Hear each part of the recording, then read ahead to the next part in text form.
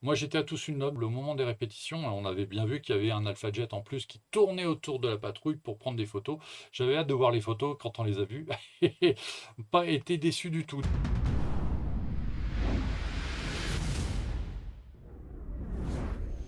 Debout là-dedans. Bienvenue sur Lâcher Solo. Pendant une heure, je vais vous parler un petit peu d'aviation et des choses que j'ai vues ces dernières semaines. C'est Lâcher Solo. Donc, je suis Frédéric Marsali, journaliste pour Aérobuzz. Je vais vous parler de l'aviation et des informations dont j'ai envie de parler. Alors, on va commencer par un sujet qui est un petit peu. Ouais, c'est pas le truc le plus fun qu'on ait eu à annoncer cette semaine. On a appris mardi qu'il y avait eu un accident sur un feu dans le Montana, un Firebus qui s'est planté. L'information qui est tombée hier, c'est que malheureusement, c'est une jeune femme qui était aux commandes. Le fait est relativement notable parce que des femmes accidentées, enfin, décédées dans des accidents de bombardier d'eau, à ma connaissance, j'en vois pas. Ça pourrait être la première. Alors, c'est une triste première. Elle s'appelait Juliana Tuchetti, elle avait 45 ans. Elle était née au Brésil. Elle travaillait donc pour la compagnie Dotness Air, qui est une compagnie qui ne travaille qu'avec des Air Tractor Firebus, donc la version à flotteur et Copper, une compagnie qui a une vingtaine d'avions qui sont sous contrat avec certaines collectivités locales américaines, US Forest Service, BLM, plus bon, éventuellement des États. Là, c'était au cours d'opérations qui se passaient dans le Montana pour le compte de l'US Forest Service. 45 ans, 6000 heures de vol. Elle a commencé à voler il y a à peu près 17 ans. Elle a fait un peu d'aviation d'affaires. Elle a fait beaucoup d'aviation agricole, notamment au Brésil, sur Embraer Ipanema et puis après sur Air Tractor. Et il y a quelques années, avec son ex-mari, elle est venue aux États-Unis. Ils avaient monté une espèce de bar là où elle vivait aux États-Unis.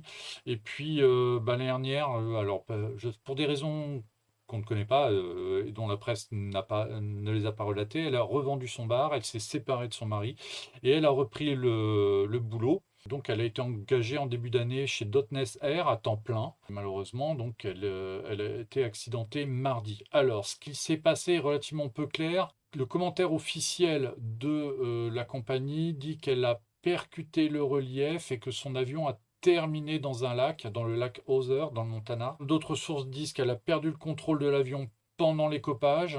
Bon, il y a toute une enquête qui est faite. Il a fallu 2 jours avant d'identifier, enfin avant que la presse révèle son identité. Bon, je pense qu'il y a des procédures qui font qu'on prévient d'abord la famille, hein, évidemment, avant de révéler son nom. Mais ça a fait un choc un petit peu dans le monde aéronautique et dans le monde de l'aviation agricole parce que cette dame était relativement connue, parce qu'elle publiait des articles dans un magazine en ligne spécialisé qui s'appelle Ag Air. Donc elle publiait régulièrement des articles sur le métier de pilote d'aviation agricole, hein, qui est sa formation de base. Et donc c'était une personnalité un peu reconnue dans le milieu. Le fait que ce soit une femme aussi, bah, malheureusement, ça apporte un détail un petit peu tragique. C'est pas le premier accident de la saison, hein. Il y a déjà eu, je crois, un mort sur un convoyage avec aussi un Air Tractor il y a quelques semaines. On s'en fait pas le relais systématiquement, mais globalement, tous les ans, il y a une dizaine de pilotes qui se tuent dans le monde en luttant contre des feux, que ce soit des pilotes d'hélicoptères, que ce soit des pilotes d'aviation agricole, des gens qui font de l'épandage, mais qui, en fonction des circonstances dans la région où ils se trouvent, interviennent sur des feux. C'est pas très compliqué de basculer certains avions d'une mission à l'autre. Et puis bah, des pilotes spécialisés. Ça reste un métier qui quand même reste dangereux. Alors comme le disait Jérôme, que vous avez vu sur notre plateau il y a 3 semaines maintenant, c'est pas un métier dangereux, mais c'est un métier qui comporte des risques. Et bien voilà, là il y a eu un risque à l'écopage. Alors sur les Air Tractor, il y a régulièrement des accidents et sur les Firebus aussi. C'est une discussion que j'avais eue avec un pilote d'Air Tractor espagnol. Lui était choqué par le nombre d'accidents qui étaient la conséquence du fait que le Air Tractor, l'AT 802F, il n'y a qu'une qualification de type pour l'AT 802F terrestre et le Firebus qui est la version à flotteur. Et lui, ça le gênait que des pilotes passent de l'un à l'autre en fonction des journées, en fonction des affectations, parce que bah, le Firebus, par exemple, avec ses flotteurs, bah, il est plus lourd, il emmène moins.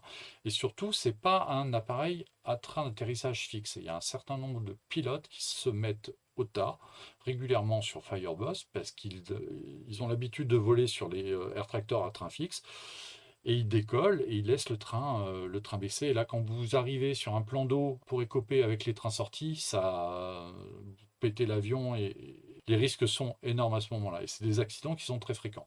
Je ne dis pas que c'est ce qui lui est arrivé. Pour l'instant, les détails sur le drame sont relativement peu détaillés. C'est pas grave, il y aura un rapport d'accident du NTSB, etc. Mais le résultat, c'est que malheureusement, il y a encore des pilotes qui meurent sur des feux, et surtout sur ce feu-là qui est un feu d'origine humaine. Alors quand on parle de feu d'origine humaine, et ça c'est une discussion qu'on a régulièrement sur les réseaux sociaux avec les gens, c'est pas forcément des pyromanes. Il faut bien distinguer ce qui est réellement un pyromane. Un pyromane, c'est un malade. C'est quelqu'un qui est fasciné par le feu, que ce soit l'été, l'hiver, chez lui ou en dehors, quelqu'un qui est fasciné par les flammes. Donc, de toute façon, un pyromane, c'est un malade. Là, il n'y a pas grand-chose à faire. En tout cas, pas de prévention. La plupart des feux sont des feux d'origine humaine. Ça, c'est quelque chose qui est établi. Mais ça ne veut pas dire qu'à chaque fois, il y a des pyromanes derrière. Ça peut être des gens qui sont mal intentionnés. Ça arrive, il y en a beaucoup. Ça peut être des gens qui sont maladroits ou qui n'ont pas de chance ou qui sont en train de travailler, par exemple, dans leur jardin. Vous passez un coup de tondeuse sur un terrain très sec et vous touchez une pierre. Ça fait une étincelle. Dans certains coins, quand la sécheresse est très très dure, et en ce moment aux États-Unis, ils ont des températures qui sont extraordinairement haute, et bien là ça part et vous pouvez rien faire. Donc après il y a tout ce qui est travaux agricoles, travaux industriels, donc tout n'est pas volontaire. Donc là c'est un incendie qui est à cause humaine, cette cause n'est pas précisée, mais voilà, ça entraîne la mort d'un pilote, d'une pilote en l'occurrence, et c'est jamais quelque chose de très agréable à relayer quand on est soi-même passionné et puis qu'on connaît un peu des gens dans le milieu. C'est pas surprenant qu'on trouve des femmes dans les cockpits des bombardiers d'eau. C'est quelque chose qui est finalement maintenant, quand je dis maintenant, c'est depuis 20 ou 30 ans, qui est assez courant. Il y a des femmes pilotes de bombardiers d'eau depuis très longtemps aux États-Unis. Comme ça relève de compagnies aériennes, de travail aérien, c'est pas quelque chose sur lequel il y a énormément de publicité. Un des premiers cas dont je me souviens, c'est il y a une vingtaine d'années quand la France avait appelé en renfort en 2004, 2003 et 2004 un Convair 580 de chez Convair. Il me semble que pour le convoyage et pour le Contral, le copilote, enfin la copilote, était une femme. En France, on a effectivement eu 2 pilotes de Canadair, 2 copilotes. Il y a eu Jeanne, je ne sais plus, et Cathy. Aujourd'hui, sur Dash 8, vous avez Estelle et Camille. Donc, il y a des femmes qui sont dans les avions dans les bombardiers de l'eau de la sécurité civile. Aux États-Unis, au Cal Fire, vous en avez plusieurs, dont Anne, qui est aussi une Française. Et dans les compagnies de travail aérien, au sens large, aux États-Unis comme au Canada, d'avoir des femmes pilotes d'aviation agricole, c'est quelque chose d'assez courant. À ma connaissance, c'est la première femme qui se tue sur une opération feu de forêt. Ça, c'est quelque chose sur lequel je vais reprendre certains listings pour m'en assurer, mais c'est quand même pas, c'est une triste situation. Voilà, ça c'est une photo intéressante d'un Air Tractor de Dotnest Air en intervention. Et si je vous ai mis cette photo-là, c'est parce qu'elle montre aussi un certain nombre de pièges qui attendent les pilotes de bombardiers d'eau. Ici, vous avez un sol dont la couleur est relativement uniforme, avec un feu qui est au pied d'une pente. Et là, honnêtement, c'est une situation que moi je considère comme extrêmement dangereuse, parce que quand on arrive avec l'avion en descente, on ne voit pas qu'il y a un relief. Et donc, si on ne voit pas le relief, on peut le prendre. Alors, c'est pas du tout ce qui s'est passé sur l'accident de Juliana, mais ça fait partie des critères qu'il faut prendre en compte quand on parle de ces événements. Nous, en France, on a l'habitude de voir des avions qui interviennent dans des arbres, dans des forêts. Aux États-Unis, on a aussi beaucoup de feux d'herbe sèche qui se déplacent très très vite. Et quand on a des reliefs comme ça, qui sont pas très très hauts et qui se distinguent très mal du reste de l'environnement, c'est un facteur accidentogène. Et moi, cette photo, elle m'a rappelé une vidéo qui a été tournée il y a quelques années. Et regardez bien ce qui se passe. Donc vous avez le RG qui arrive, le BE, pardon, il largue, il interrompt son largage et il fait la ressource. Et là, ça passe très très près. Là, c'est passé à 1 mètre. Donc l'explication de cet incident, il est très simple. C'est que l'équipage était très préoccupé par le fait d'assurer la continuité de la pose du retardant. Et comme on le voit ici, et on le voit ici à hauteur d'homme, le dernier largage, qui peut-être même a été effectué par le T01, c'est pas ça le problème, se situe juste au pied d'une pente. Or, cette pente, elle est dans un relief assez uniforme. Et en fait, l'équipage, qui a heureusement survécu, est passé très près de l'accident très grave parce que l'environnement ne se détachait pas. Le relief ne se détachait pas sur l'ensemble de ce qu'ils avaient en vue, et ils ont failli se mettre au tas pour ça.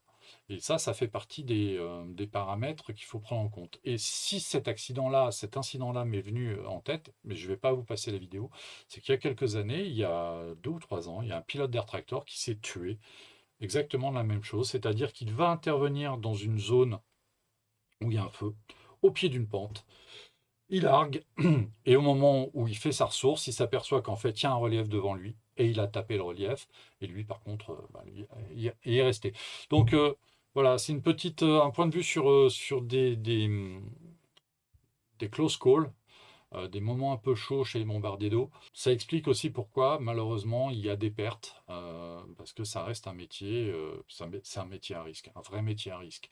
Alors c'est pour ça qu'aussi j'ai beaucoup, beaucoup, beaucoup d'admiration pour ces pilotes-là, et beaucoup d'amitié pour eux, et qu'à chaque fois que j'entends parler d'un accident, ça m'attriste beaucoup. Dans les nouvelles qui m'ont pas mal attristé aussi ces derniers temps, la disparition d'un auteur aéronautique, Hervé Beaumont, qui est mort il y a une dizaine de jours maintenant, dont les obsèques ont été célébrées vendredi dernier. Alors si je vous en parle, c'est que je le connaissais personnellement, puisqu'à l'époque où j'étais vendeur à la Maison du Livre, c'est quelqu'un que j'avais parmi mes clients, et c'est quelqu'un que j'avais découvert au moment où il était en train de travailler sur ce livre-là. Ce livre-là, c'était son premier bouquin. Il avait fait très fort parce que le Docavia sur le Mirage 4, c'est publié en 2003. Je crois que le bouquin va faire dans les 400 pages, hein. Il est juste derrière moi, là, il est juste là. Je l'ai refeuilleté il n'y a pas très très longtemps, c'est très complet, il y a tout ce qu'il faut savoir sur le Mirage 4, sauf qu'il a été écrit 2 ans avant la fin de la carrière du Mirage 4. Et ces derniers temps, Hervé travaillait à une nouvelle édition de son Docavia, qui sera publiée donc aux éditions Casa. C'est le groupe La Rivière, donc c'est la continuité des éditions d'Ocavia. Sauf que monsieur, depuis 20 ans, il avait accumulé une doc supplémentaire sur le sujet, juste absolument stupéfiante. Le bouquin faisait 400 pages sur la version originale. Je crois que la nouvelle version va en faire plus de 200 de plus. Donc c'est un bouquin à plus de 600 pages qui est annoncé. Malheureusement, comme les tirages des livres d'aviation sont en chute libre, les coûts augmentent. Donc l'ouvrage sera proposé, je crois que le prix a été fixé à 125 euros. Ceci dit, pour connaître la version originale, qui est très recherchée, qu'on peut trouver de temps en temps sur des sites aux enchères à plus de 200 euros, globalement, la nouvelle édition à 125, c'est jouable. Ça reste économiquement intéressant. Avec le décès de l'auteur, donc malheureusement d'une longue maladie, comme on a l'habitude de le dire, qui n'était pas si longue parce que globalement, je pense qu'il a été emporté assez rapidement. L'ouvrage qui était prévu était en phase de correction, c'est-à-dire que le texte était rendu, la mise en page était faite, il ne restait plus qu'à faire les légendes de photos et puis toutes les dernières corrections à faire. Donc il est décédé avec son livre quasiment terminé. Les corrections, tout ça vont être faites par l'équipe du FANA, et le livre sortira à l'heure. Pour l'auteur, ça fait une belle jambe parce que malheureusement, publier à titre posthume, c'est ce qu'on souhaite jamais. C'est pas le premier à qui ça arrive, malheureusement. Je me souviens du livre de chez La Presse sur la flagette, dont l'auteur était décédé avant l'apparition du livre. Bon, voilà, malheureusement, ça fait des choses qui arrivent. Donc Hervé était un de mes clients à la Maison du Livre, c'est quelqu'un avec qui j'avais des contacts qui étaient tout à fait cordiaux. C'est partie des clients sympas qu'on avait à la boutique et qu'on aimait bien voir. C'était quelqu'un qui savait ce qu'il voulait, qui mégotait pas. Bon, il avait aussi les moyens de ses ambitions, hein.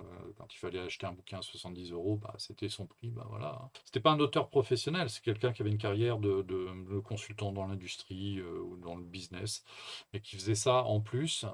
Il était membre de l'association euh, des forces aériennes stratégiques.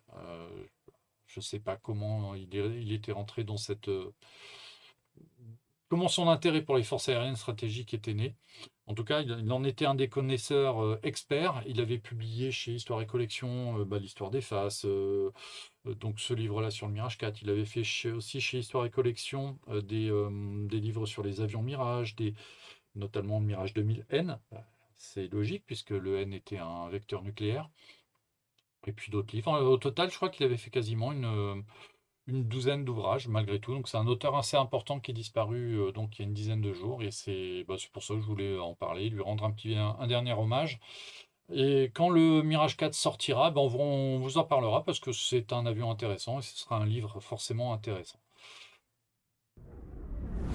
Et voilà, l'autre nouvelle est un tout petit peu plus marrante. Vous avez à l'écran une photo du Tracker. Alors, c'est pas le T15 cette fois-ci, c'est le T24, qui est l'autre avion destiné à être remis en état de vol au titre des avions de collection.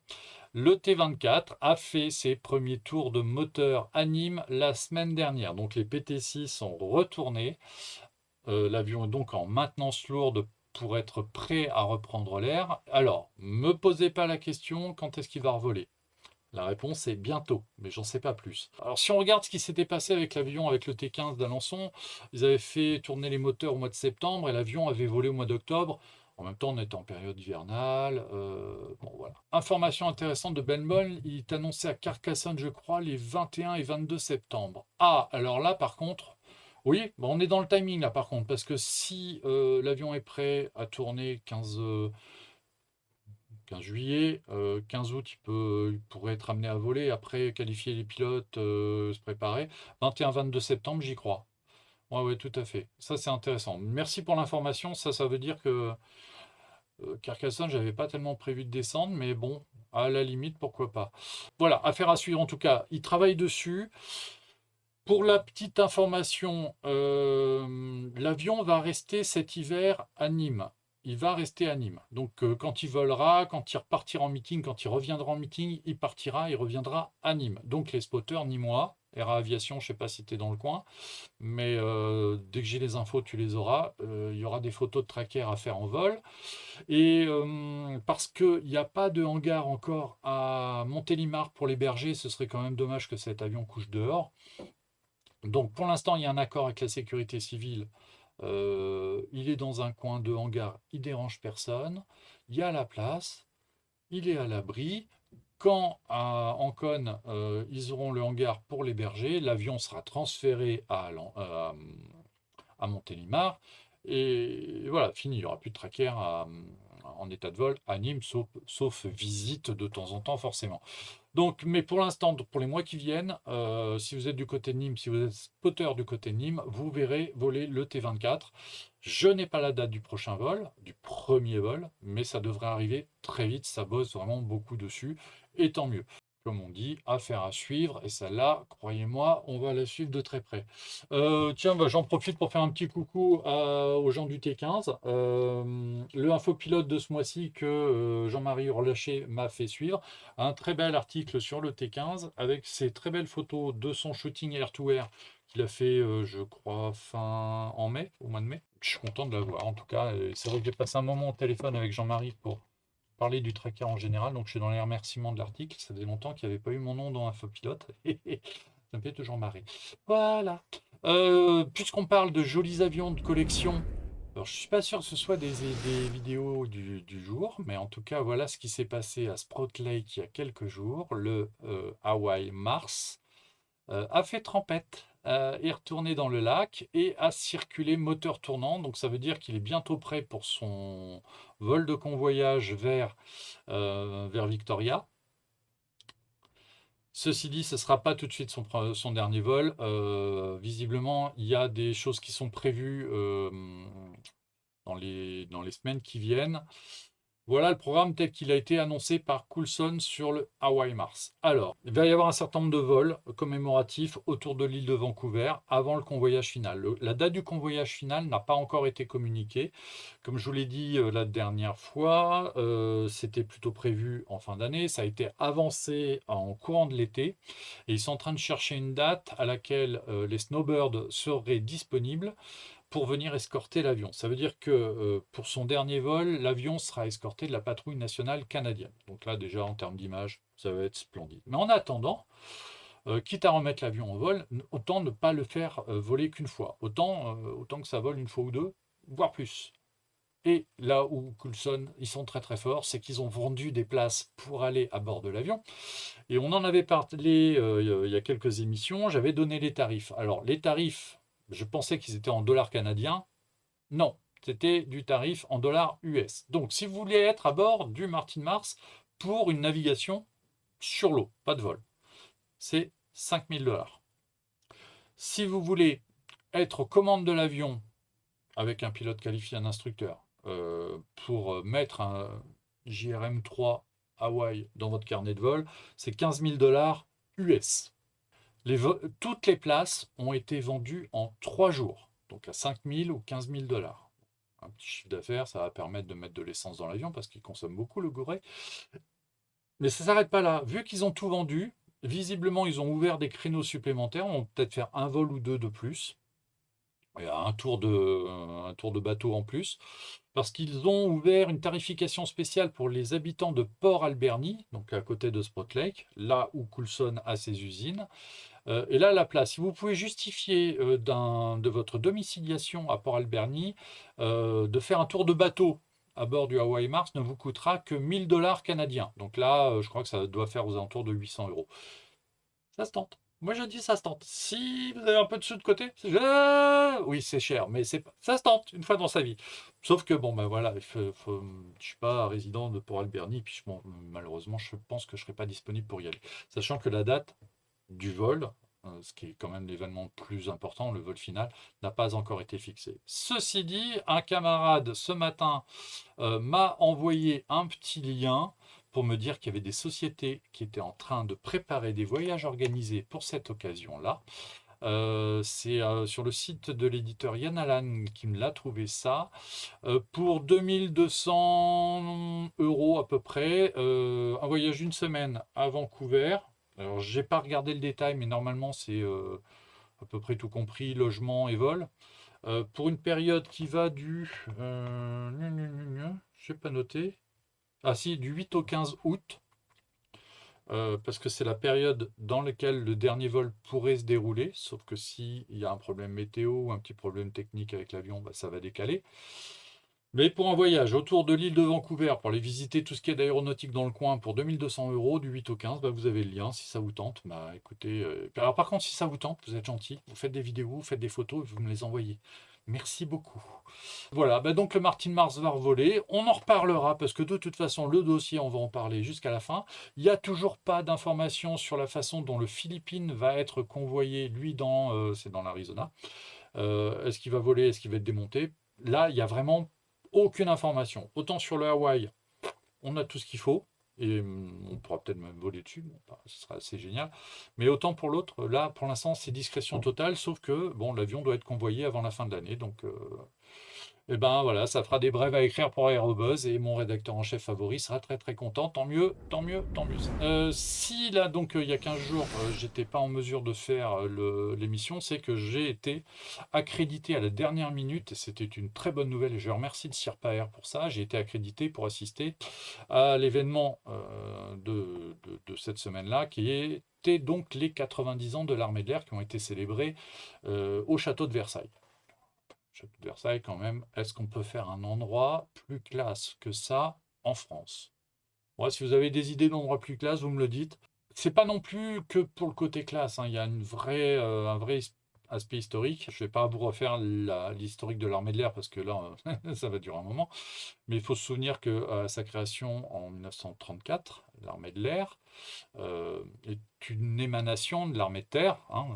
Les premières sessions de l'école de l'air, elles ont lieu dans les petites écuries du château de Versailles. Donc, le fait de faire l'anniversaire à Versailles est totalement cohérent. À Versailles. Et le problème de Versailles, c'est que c'est très beau. Mais le roi Soleil, il aimait avoir le soleil couchant sur son jardin. Et aux alentours du 21 juin, devinez ce qu'il y a dans l'axe à 21 h. Grosse boule orange. Donc pour faire les photos, c'était pas chouette. Ceci dit, l'événement était magnifique. Effectivement, c'était un événement organisé par l'armée de l'air. Et donc, forcément, l'armée de l'air a loué, fondamentalement, c'est comme ça que ça se passe, a loué le château de Versailles, puisque une société d'exploitation du château de Versailles, et des services de com spécialisés, etc. Donc, et il y avait une jauge du nombre de personnes. Donc, il y avait 20 000 personnes qui ont assisté à ça, 15 000 personnes payantes. Donc, les places étaient entre 50 et 90 €, si je me souviens bien. Et il y avait 5000 invités, donc des invités du château de Versailles, des invités VIP de l'armée de l'air. Alors je ne sais pas si les militaires ont tous été parce qu'il y en avait beaucoup des militaires. Je ne sais pas si les militaires étaient considérés comme invités, mais en tout cas j'ai vu qui y avait chez les VIP, il y avait du beau linge. Évidemment, je savais que ça allait être à contre-jour.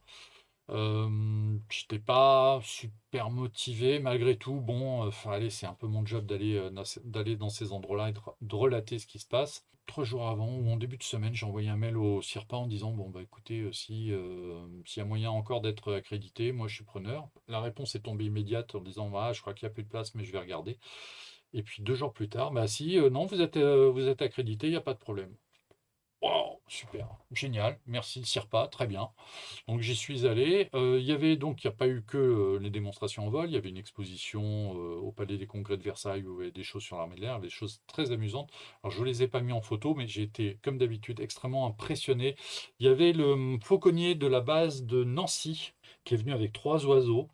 Donc 3 rapaces. Il se promenait dans les couloirs du Palais des Congrès avec ses rapaces sur le bras. Pas de petites bêtes, hein. Alors je sais plus ce que c'était, je crois que c'était des faucons extrêmement impressionnant. On a l'impression qu'on peut aller les caresser. Non, en fait, c'est des avions qui sont des oiseaux qui sont extrêmement vifs.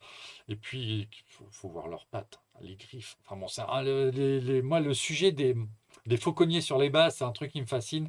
C'est des oiseaux qui me fascinent et j'avoue que je suis resté bloqué là-dessus. Alors, il y avait tous les stands de tous les escadrons, il y avait ce Force Spécial, il y avait plein d'armements, tout ça. Mais non, moi, sur lequel j'ai bloqué, c'est les oiseaux. Bon, il y a eu la patrouille de France était basée à Villacoublay pour l'occasion et ils ont fait plusieurs passages au-dessus du château puisqu'il y a eu un passage de répétition, il y a eu un passage en nocturne pour le baptême de promotion de l'école de l'air. Je crois que cette photo-là avec les trains sortis, c'était à cette occasion-là. Et puis évidemment, il y a eu la démonstration en vol le vendredi soir. Euh, il y avait tous les ambassadeurs de l'armée de l'air qui ont fait donc le vendredi soir, à partir de 19h, 20h, 21h, je crois, démonstration en vol au-dessus des jardins du château de Versailles. Le site est absolument sublime, simplement à cette date-là et à cette heure-là, vous avez le soleil vraiment dans le visage. C'était beau, tous les ambassadeurs étaient là. Les parachutistes qui ont ouvert le bal avec. Il y avait un petit peu de vent et il y en a plusieurs qui ont sauté avec des grands drapeaux, dont un grand drapeau 90 ans de l'armée de l'air. À la réflexion, ça doit être dur de piloter quand on a une voile aussi importante accrochée au pied. L'EVA, pilote de l'EVA avec l'Extra 330. La 400M en démo, magnifique. Et puis alors lui, par contre, comme il est gros, on lui donne l'impression d'être un peu plus près, c'est assez sympa. Il y a eu le Rafale qui a fait une démo sublime et puis mais à contre-jour. Et puis il y a eu donc le Caracal qui nous a fait une démonstration qui était vraiment sympa avec des forces spéciales sous grappe. Voilà, l'Extra 300 qui est en train d'essayer de dessiner un 90 visiblement. Et alors le Caracal, ce qui était étonnant, c'est qu'ils ont fini leur démo, ils se sont planqués. Alors je ne sais pas se sont posés ou si on sont restés moteur tournant, mais ils se sont planqués dans la verte et on les a vus repartir à la fin des autres démos. Donc ça montre aussi le côté discret d'un hélicoptère. Là, il est vraiment en train il y a une clairière, hein, je pense. Il s'est posé. Alors est-ce qu'ils ont coupé les moteurs? Je ne sais pas. Mais c'était amusant de le voir ressurgir de là après les démos. On avait complètement oublié qu'il était planqué là. Et puis donc à la fin, la patrouille de France, on le voit sur cette photo, hein, donc ça fait des photos à contre-jour. Alors, ça peut être joli, mais quand vous essayez de suivre, que ce soit avec l'appareil photo ou le téléphone, les mouvements des avions, qu'il y a le soleil qui se pointe, franchement, il y a des moments où j'ai perdu le fil de mes photos. Et même en essayant de filmer, c'était compliqué. Je vais vous montrer quelques vidéos juste après. Et ça s'est terminé, alors par contre, de nuit, avec un show pyrotechnique, avec des drones et des feux d'artifice. Les drones, avec une programmation pointue, donc pour présenter des éléments de l'armée de l'air. Là, j'ai mis le Transal en clin d'œil à quelques copains, mais les grands avions de l'armée de l'air ont été représentés. Puis en même temps, il y avait donc les explosions du feu d'artifice. Donc ça, c'était très chouette. Moi, à ce moment-là, je m'étais éloigné, j'étais en train de prendre le train parce qu'il fallait rentrer pas trop tard. Mais c'était très beau. En tout cas, le spectacle était superbe. En tout cas, la partie nocturne, vraiment magnifique, mais la partie crépusculaire avec le soleil dans les yeux, c'était très très compliqué. Alors c'est juste pour le fun. Ça, c'est la répétition donc du show de la Patrouille de France au-dessus du château de Versailles, qui s'est faite le mercredi soir. Et moi, j'y ai assisté. Bon, ça, c'est les photos qui ont été faites pendant les répétitions. Les photos sont signées par Monsieur Jouari, qui est un photographe de l'armée de l'air. Bon, faire un vol photo avec la Patrouille de France, faut du coffre. Mais quand on sort ce genre de photos, ouais, je valide. Voilà, c'est magnifique.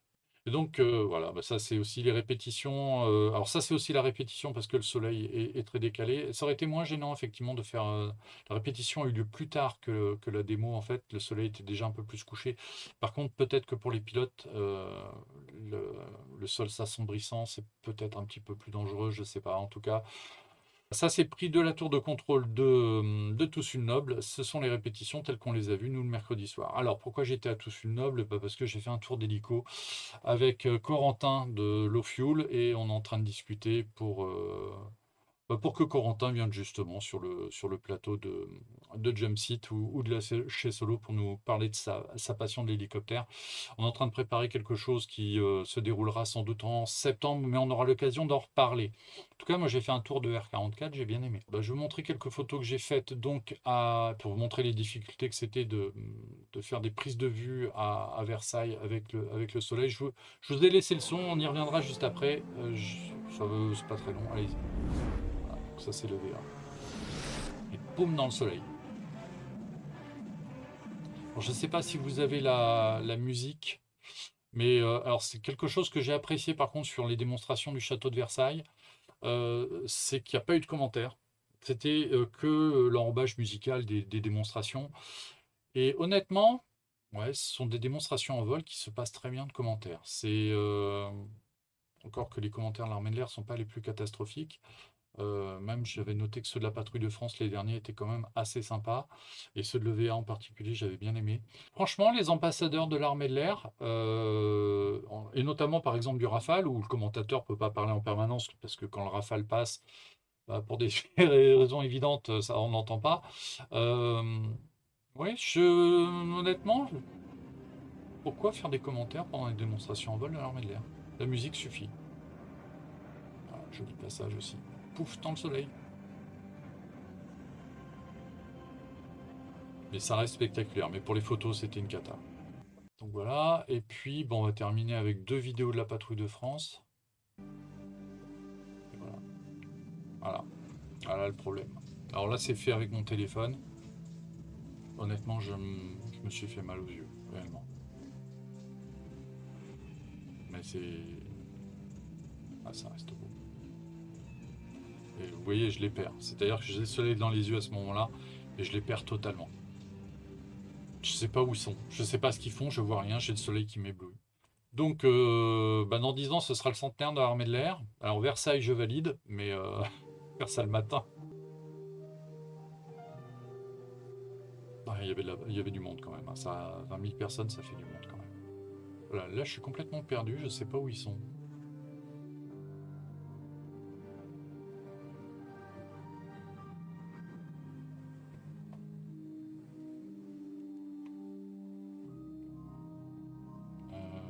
Oui, ah voilà.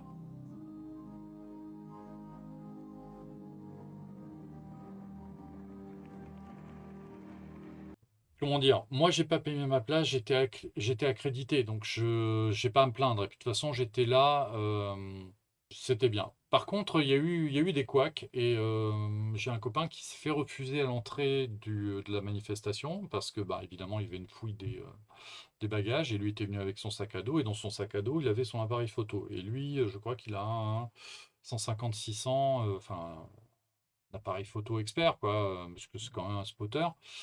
Et on lui a dit non, vous rentrez pas. En fait, là, ce qui s'est passé, ce que m'a raconté mon pote, c'est que le vigile lui a dit non, vous rentrez pas. un peu râlé. Il est allé chercher son référent, puisqu'il y a des gens qui coordonnent tout ça, et le coordinateur dit non. Voilà. Et donc mon pote est resté dehors. Bon, il est allé faire des photos à un meilleur endroit. Mais ok, on peut très bien dire, ok, appareil photo professionnel, ça prend de la place, vous risquez de le mettre dans la tête de votre voisin. C'est du gros, ok. Dans ces cas-là, tu l'annonces. Il y a plein de manifestations où c'est marqué appareil photo, prise de vue interdite. Moi, je vois les panneaux des produits interdits sur les manifestations. Des fois, c'est risible, hein, parce qu'ils te disent faut pas venir avec une arme. Bon, bah, je laisse la Kalachnikov à la maison, puisqu'on m'a prévenu, il fallait pas l'amener. Ben, sur les appareils photo, il faut le dire, les téléobjectifs de plus de 1 mètre de débattement ou 40 centimètres, personnel non grata, il faut le dire. Et puis comme ça, on n'y va pas avec l'appareil photo et on va au spectacle et on en profite. Et ce qui est ridicule parce que tout le monde est en train de filmer avec des téléphones, en train de faire des vidéos de merde et des photos pourries. Moi le premier. Et ben mon pote qui était sur le côté, bah, il a fait des photos qui étaient sans doute meilleures puisqu'il n'y avait pas le soleil dans les yeux. Il a fait des photos de spotter. Mais tant pis. Et il les publie pas, il les garde pour lui. Donc le côté vous êtes professionnel, vous avez un appareil photo de professionnel. J'ai trouvé ça nul, voilà. Et donc il m'a prévenu. Et en plus, du coup, on s'est pas vu. C'est pas beau. Ça, c'est quelque chose qui ne relève pas de l'organisation de l'armée de l'air. Ça relève de l'organisation du château de Versailles, d'ailleurs, au niveau du château de Versailles. Moi, j'ai trouvé que l'emplacement de l'enclos presse était pas génial. Euh, Pas pour, parce que en fait, il était plus long que large. Or, on avait tous besoin d'être en première ligne pour faire des photos. Ben non, on tenait pas tous.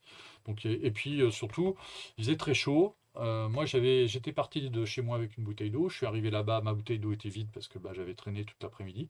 Et quand je suis allé voir le responsable de la com du château de Versailles en disant, vous avez prévu quelque chose de l'eau pour les journalistes? Ah bah non. Bon voilà, ça c'était les 90 ans de l'armée de l'air. Et donc cette semaine a eu lieu au-dessus de Paris la répétition du défilé aérien du 14 juillet. Alors donc bah, ça on en avait déjà un peu parlé. Alors, il y a plusieurs nouvelles qui sont tombées depuis. J'ai été le premier à l'annoncer. Il y avait le Lancaster du BBMF qui était annoncé comme participant au défilé. Bon, visiblement il ne viendra pas. Les dernières nouvelles et les dernières infographies qu'on a eues de la part des organisateurs ouais, il ne sera pas là. C'est dommage. Alors, bah, c'est lié à l'accident qui a eu lieu au sein du BBMF en juin. Hein, c'était le week-end de la Ferté-Alais. Donc, elle était en cours. Par contre, on a vérifié. Je remercie mon camarade Henri-Pierre Groslo d'avoir vérifié pour moi ça tout à l'heure. Le BBMF restait quand même. Alors, c'était quand il y a eu lieu des démonstrations, mercredi. Mercredi, les avions du BBMF restaient quand même prévus pour l'Air Tattoo qui a lieu ce week-end. On verra bien. Donc moi je me suis positionné pour faire les répétitions du défilé parce que ça j'aime bien. Et comme c'est pas l'axe habituel, on en avait longuement parlé avec la question de savoir où se poser. Bon j'ai tenté un truc parce que j'avais une photo en tête que je voulais faire. Bon, je n'ai pas réussi à 100%, mais j'étais pas mécontent de moi. Alors je ne sais pas si vous le voyez à l'écran parce que même pour moi c'est petit, mais ça c'est le début du défilé. Vous avez les hélicos qui sont là et vous avez le premier box avion qui arrive. Ça c'est la fameuse tour hertzienne dont je vous avais parlé qui a servi de repère main gauche pour les équipages. On va regarder leur circuit. Ça c'est l'axe qu'ils ont pris et ils ont fait deux passages parce qu'ils seront assemblés, ils sont passés au-dessus de Courbevoie et pof ils ont fait un deuxième passage. Donc la patrouille de France a fait sa répétition, mais là longtemps après les autres, et ils ont une petite spécialité que j'ai pas pu photographier parce que j'étais déjà dans le train à ce moment-là, c'est qu'ils font un éclatement quand ils arrivent au-dessus de la tribune officielle, et puis après, bah, je sais pas où ils vont retourner à Villacoublay, donc ça c'est un truc qu'il faudra photographier. Donc je me suis positionné, alors pour ceux qui connaissent, dans les Hauts-de-Suresnes. En gros, moi j'étais par ici un petit peu au sud de la Défense, sur les contreforts, un petit peu en hauteur. J'avais une vue dégagée sur Paris assez large, c'est ce que je cherchais, mais j'étais un petit peu à contre-jour et un petit peu trop près, malheureusement, de ce que je voulais faire, parce que je voulais faire les avions qui passaient devant la Tour Eiffel. Mais bon, la Tour Eiffel fait 1000 pieds et les avions passaient à 1000 pieds. Comme j'étais plus près des avions que de la Tour Eiffel, bah, je ne pouvais pas avoir les avions qui passaient devant la Tour Eiffel. Ceci dit, ça fait une photo potable. Elle est un peu à contre-jour, je suis d'accord. Et je ne me mettrai pas à cet endroit-là pour le défilé final. Mais voilà. Bon, parmi les trucs sympas qu'on défilé, ben, il y a un H160. Alors, ça, c'est une discussion que j'ai eu avec un camarade il n'y a pas longtemps. Euh, la marine a 2 H-160 qui sont arrivés. On se posait la question de savoir si c'était un des 2 H-160 de la marine ou si c'était un H-160 constructeur qui était décoré spécifiquement pour le défilé. Vu les marques, j'aurais tendance à penser que c'est vraiment un des deux H-160 qui sont actuellement en location et en utilisation dans la marine. On verra bien, et puis je n'ai pas eu le temps de regarder dans le dossier de presse ce qu'il disait. Présent à Chartres, avec tous les éléments de la latte, il y a les deux Pilatus PC6. C'est pas la première fois qu'ils défilent, mais ça fait toujours, c'est toujours sympa de les voir passer. Et ça, c'était les premiers box, hein, puisque au début, vous avez le Fokker 100 de la DGA escorté par 2 Breguet Atlantique, donc qui ouvrent, suivi par les hélicoptères. Et puis, alors, 40 minutes après, 45 minutes après, vous allez avoir le défilé des avions, et qui commence avec un 330, la 400M de Rafale. Vous avez, il y a un KC-135 qui est prévu, il y a la WAX qui sera là. Et puis en participation étrangère, alors là, il y a un grand doute. Bon, les Anglais sont bien là avec au moins un Eurofighter, puisqu'ils ont participé à la répétition avec cet avion. Il y avait d'annoncer sur le programme que vous avez ici, enfin non, ça c'est le programme final, celui qui a été communiqué par le CIRPA. Alors, le PC-6 défile en même temps que la Légion étrangère, c'est le seul avion qui peut suivre le rythme. Oui, monsieur est taquin. Location marine pour le H-160. Oui, je pensais que c'était un civil comme la dernière fois, mais c'est un des avions en service. Donc voilà, vous avez l'infographie. Alors, la dernière publiée, celle-là par le CIRPA Air du défilé, donc avec les différents blocs. Alors, on ne va pas les repasser en revue comme on l'avait fait la dernière fois, mais on va juste s'apesantir sur les deux différences. C'est que à la fin du défilé hélico, il y en a 400M qui passent. Et effectivement, il est passé pendant les répétitions. Il avait la soute ouverte. Je pense qu'il a dû doubler tout le dispositif pour faire des photos, de la vidéo, des hélicoptères en train de défiler au-dessus de Paris. Pareil, j'attends de voir le film, je pense que ça va être sympa. Et en ce qui concerne donc les blocs armée de l'air avion, marine, donc à 400M, le bloc marine avec les Rafales, les Mirage 2000D derrière un MRTT, la WAX avec les Mirage 2000-5 et un Rafale C. Et donc la participation étrangère, malheureusement, va se cantonner qu'à un seul Typhoon. Les chasseurs US Air Force qui étaient annoncés initialement, visiblement, c'est tombé à l'eau. Et le Lancaster étant tombé à l'eau, voilà. En tout cas, en ce qui concerne la participation étrangère, malheureusement, il n'y aura qu'un seul Typhoon. La question se pose, est-ce que ce sera le solo display avec la décoration d'idées? Ce serait bien, sachant que c'est ce qui était initialement prévu. À la fin du défilé, c'est la patrouille de France qui va clore, et donc elle fait son passage avec éclatement au-dessus de la tribune officielle. Donc ça va être quelque chose d'assez intéressant à photographier, parce que c'est pas courant, d'habitude il passe en Big Nine et puis terminé. Là, éclatement, rassemblement pour rentrer à la base, il y aura peut-être quelque chose à faire en termes d'image, reste à savoir où se placer, parce que là, par contre, être au sommet de la tour de l'Arc de Triomphe, par exemple, pour les avoir en éclatement, bon, je ne sais pas, à voir. Ou alors être dans l'axe de l'avenue Foch pour les avoir en train de partir. À voir. Bon, on verra de toute façon, demain, je vais aller faire quelques repérages si mon dos me laisse tranquille. Mais là, l'autre surprise qu'on a eue cette semaine, vu que la PAF était à Villacoublay pour toutes ces manœuvres, c'est que mardi, ils ont fait une répétition au-dessus de Paris. Alors, il faut bien comprendre que voir des Alpha Jet et des avions défiler au-dessus de Paris, c'est assez courant. La patrouille de France, c'est 2 ou 3 fois par an quand même.